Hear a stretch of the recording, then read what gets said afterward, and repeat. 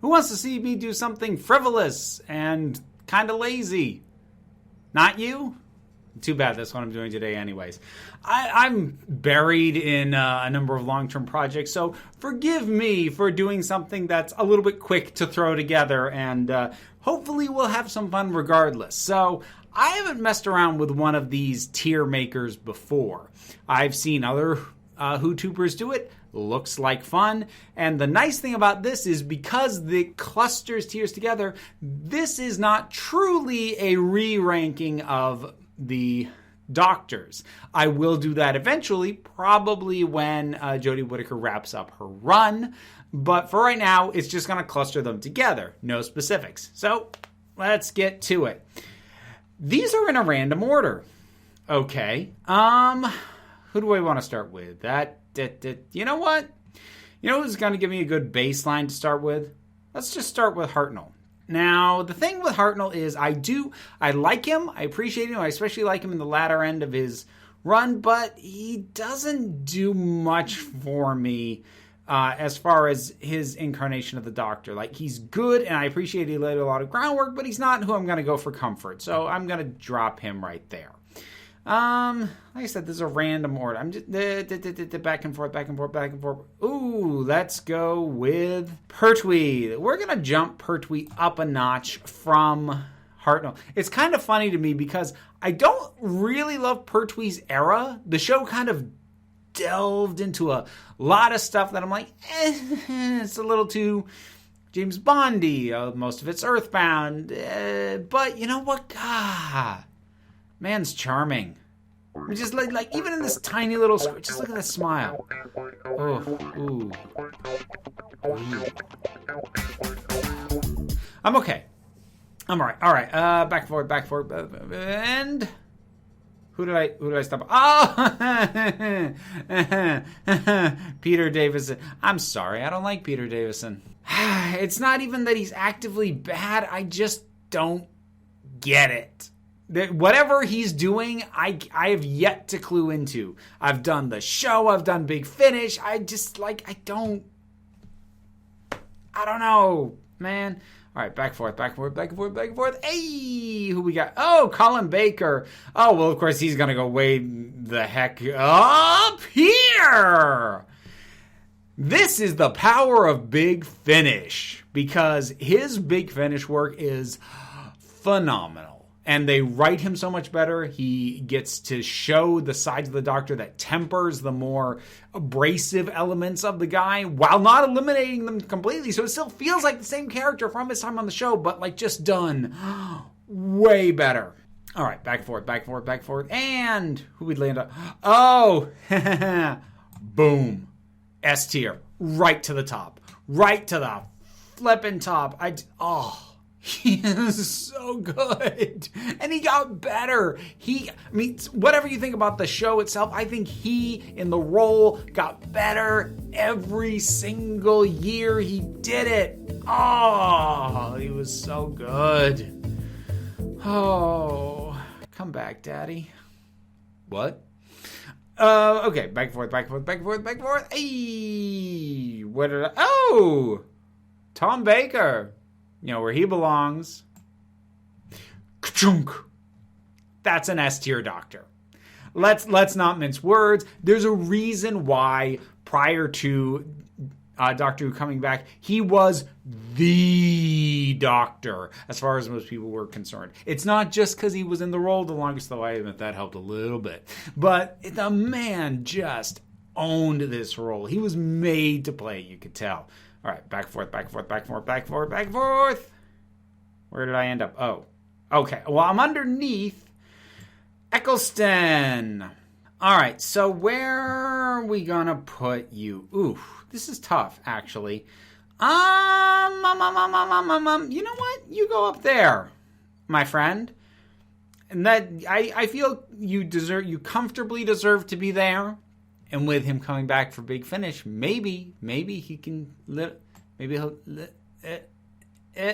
Not quite yet, though. He's good, though. Plus, I got to meet him, so I'm biased. So let's see. Troughton, second Doctor. Quapow. Right there. Again, not always a huge fan of the stories that he was in. His era really did fall into the base under siege format, and that got repetitive, but he's so good. And he's so sly and clever, but cowardly, and runs away, and nobody can ever get a handle on him. They always underestimate him. You see why when you see the way he behaves. Oh, he's so good. All right, this back and forth, this is getting too small. It's not really going to work now. Heck. I'm going to do it anyway. Back and forth. Far end. Well, okay, well, that puts us at Tenant. Yeah. And here comes the hate. Look. He's good. I think he is good in the part. I like him. However, he is too human for my taste. In terms of what I like about the Doctor, what he brings out in the character is absolutely valid. I get why people love him. He's charming as hell. But they aren't the qualities that I get attracted to most in the Doctor. And I've realized that over time. Oh, you know what? I did that a little low, though. Okay, you know what? He belongs there. Like, I stand by everything I just said, but, like, that was a little harsh. Okay, who else we got? Joe Martin. This one's actually tough, because she hasn't done much yet. And I really, really hope she gets the chance to do more. Seriously. If she never does really get a proper series of her own, it's going to be such a waste. But, like, I'd be writing mostly off presence and not a lot else. So the question is, how high am I willing to put someone based off little screen time and a lot of presence? The thing is, that presence was really good. Yeah, she owns for those bits she's in. Okay, back and forth. Hey, the Valyard. This is an interesting one. I find it interesting that he's included, since he is technically supposed to be an incarnation of the Doctor. The one that it seems pretty clear at this point is probably never going to happen. I know some people still want the Valyard story to happen, and it could, and he's a fascinating idea that is not done particularly well. You get the heck down there. Which, like, he belongs down there also by design, because he's, like, the bad Doctor. So, you know, I don't think you even get to complain at me for that. Okay, back and forth. Smith. I really did enjoy the heck out of him in his time. I think, if I'm being completely honest, part of it was narcissism, because we're the same age. So, you know, seeing him really felt like, oh, it's like the Doctor's me. And that's not a feeling that has lingered as time has moved on. But I still feel that. And I still enjoy his time. And he brought the weird back after Tennant felt a bit more like a classic hero. So that, I needed that. And he gave it to me. All right. Jodie Whittaker. Okay. This one is a bit tough as well. And this is the reason that I haven't, and I'm not going to, do my full, proper, numbered ranking until she's done her time. Because I feel like that's me being fair, since it took me a while to sort of get a sense of her properly. But, like, it did also take a while. I'm going to put her there.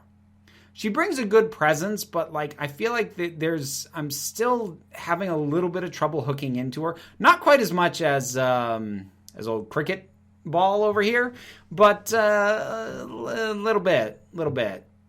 So, okay. Three left. Oh, what to do with Paul McGann, who was in that rubbish, garbage TV movie. But who cares? He's freaking epic. Yes! Look, Paul McGann, is a doctor whose greatness relies almost entirely on Big Finish, but boy did they do him right. And then the show remembered him for Night of the Doctor, and he slipped back into the role gloriously for 7 amazing minutes. Some of the best 7 minutes the show has given us in the modern era. I will hear nothing different. So who's this give me left? Okay. Well, we save you, and let's deal with Grumpy Pants, the legendary John Hurt, who I really wish I'd gotten a proper chance to shine on the role, and he just didn't. Like, here's the thing. He's not even bad, but I feel like he is never properly utilized. I feel like his reveal is fantastic. I feel like some of his moments in Day of the Doctor are okay, but it really should have been his story, and it wasn't, so I didn't feel like I got a proper sense of him there. And then when I started listening to the Big Finish material, which there's more that I have to listen to, and maybe my opinion will change then, but I started listening to it and I'm like, you're a boring doctor.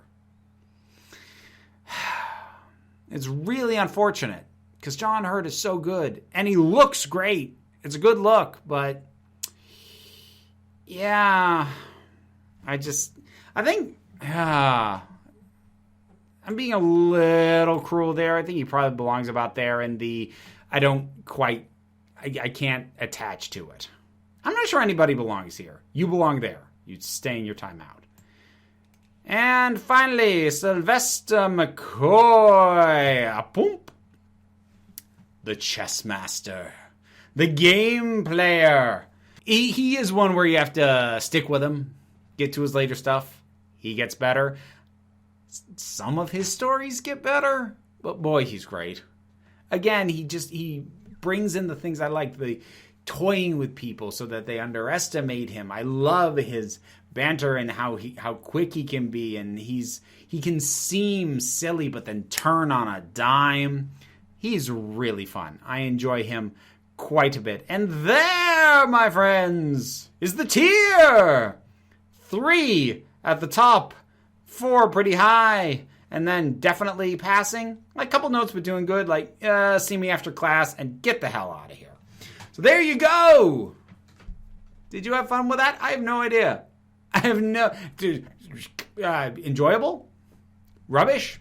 It's not really a proper ranking. Was this a cheat? And also, keep in mind, I'm not going to adhere to this when I actually do my proper ranking. When I do an actual numbered ranking, I'm not going to reference this video.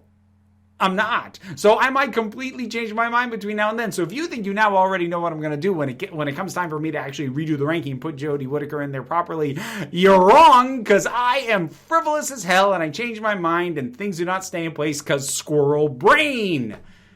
But thank you for watching. I got a Patreon. If you feel like supporting me and keeping this whole thing up and running, it is in fact what pays my bills. This is my living. If you like these earrings, you'll find a link down in the description. Now, these particular ones are actually a custom item, so you won't see these specific items there, but there are pride-colored earring items. Wonderful stuff in the Etsy store. Take a look at it. Paper Cranes and Pride, link below. Not a sponsor, but I was sent these, so kind of a fan. And like, share, subscribe, comment. How much did I tick you off with this? Whatever your thoughts are, down in the comments. Let's talk about it. And, plenty of stuff for you to do, but no pressure. Take a relaxed attitude around here. Clearly, this was a relaxed mess of a video. So just come on back. That's the wrong sign-off. I started doing the break room sign-off. I think that's instinct if I'm sitting anywhere other than the normal chair. I can't tell you what to do. I can't even get myself to do the things I'm supposed to do. You're the council. I'm just running the meeting, so I'm starting to wonder if I even have the ability to do that properly. But until next time, this council is adjourned.